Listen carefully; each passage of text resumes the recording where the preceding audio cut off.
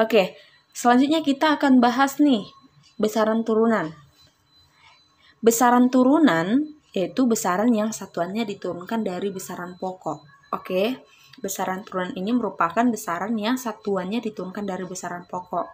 Nah, luas itu satuannya rumusnya panjang kali lebar kali tinggi. Volume itu sisi kali sisi kali sisi. Nah, sedangkan berat itu disingkat dengan W atau dilambangkan dengan W itu M kali G. Ya, meter kali gram. Nah, kemudian gaya itu singkat dengan F, maka M kali A. Itu kecepatan ya, massa jenis juga sama. Nah, satuan baku dan satuan tak baku.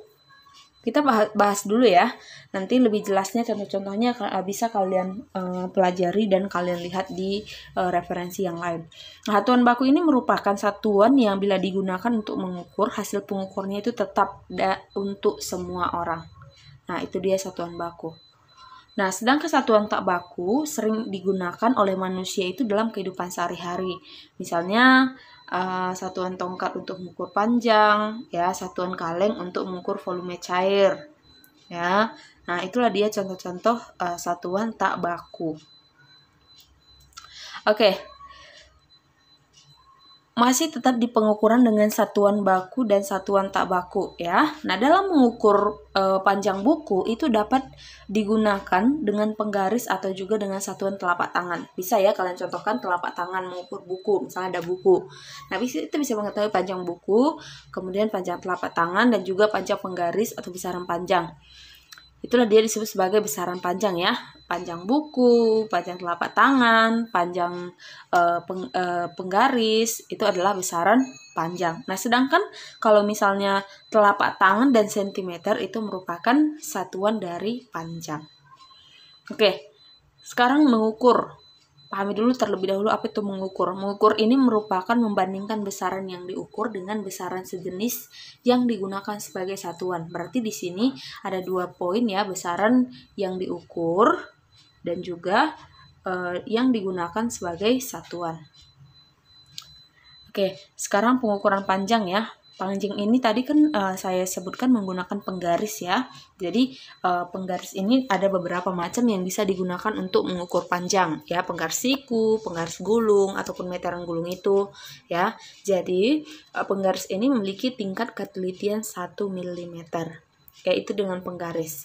Nah, selain dari penggaris, pengukuran panjang itu juga bisa digunakan dengan pengukuran panjang dan jangka sorong. Oke, jadi jangka sorong ini memiliki ketelitian yang berbeda. Setiap skala pada rahang tetap itu memiliki sebesar 1 mm. Nah, ini bisa kalian perhatikan contohnya ya. Oke, ini adalah jangka sorong. Nah, kemudian apabila pada rahang geser terdapat 20 skala, maka ketelitian jangka sorong itu 1 mm per 20, maka 0,05 mm. Nah, untuk jangka sorong ya, dengan rahang nonius yang memiliki 50 skala memiliki ketelitian 1 per milimeter 1 mm per 50, maka nanti hasilnya itu adalah 0,02 mm. Nah, seperti itu dia pengukurannya. Nah, kemudian mikrometer skrup. Nah, mikrometer ini merupakan alat ukur panjang juga yang paling teliti dengan ketelitian 0,01 mm. Nah, digunakan biasanya ini untuk mengukur ketebalan benda yang berbentuk plat, lembaran, ataupun mengukur diameter kawat.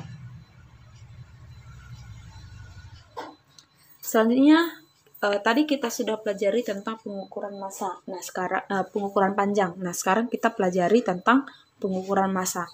Nah, pengukuran massa ada beberapa jenis alat yang digunakan. Yang pertama itu neraca batang. Ya, neraca batang ini yaitu 2 neraca 3 lengan dan neraca 4 lengan. Oke, kemudian diukur juga bisa dengan neraca. Nah, neraca ini digunakan untuk mengukur massa benda yang lebih besar. Misalnya massa hingga 500 kg ya. Biasanya neraca jenis ini biasanya ada di pasar ya. Neraca Dachin sebenarnya memiliki prinsip kerja yang sama, yaitu pada tuas ataupun pengangkut. Oke, sekarang pengukuran waktu. Nah, sudah pasti sama-sama tahu ya, waktu itu biasanya diukur dengan stopwatch ataupun arloji, di mana tingkat ketelitiannya itu yang lebih tinggi dibandingkan dengan arloji, yaitu stopwatch 0,1 detik atau sekon. Selanjutnya pengukuran suhu ya, tadi sudah kita bahas pengukuran suhu ini diukur dengan alat disebut sebagai termometer. Oke, termometer ini paling sering dijumpai yaitu termometer klinis ya untuk mengukur suhu badan ya yang sering digunakan ya. Namun ada juga di laboratorium beberapa termometer yang digunakan untuk percobaan mengukur suhu ataupun panas. Oke, pengukuran luas benda. Oke, kemudian ada pengukuran volume benda padat dan juga pengukuran volume zat cair. Nah, kemudian ada pengukuran makhluk hidup.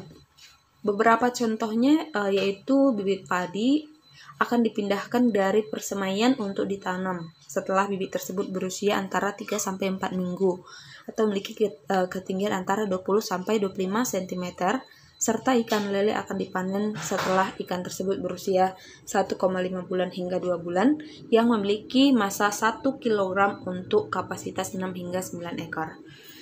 Nah, jadi seperti itulah dia pengukuran pada makhluk hidup.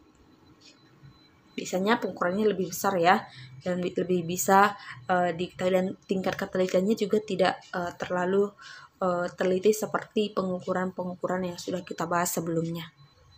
Demikian yang bisa saya jelaskan mengenai besaran dan pengukuran. Terima kasih sudah menonton video ini. Sampai jumpa di video selanjutnya.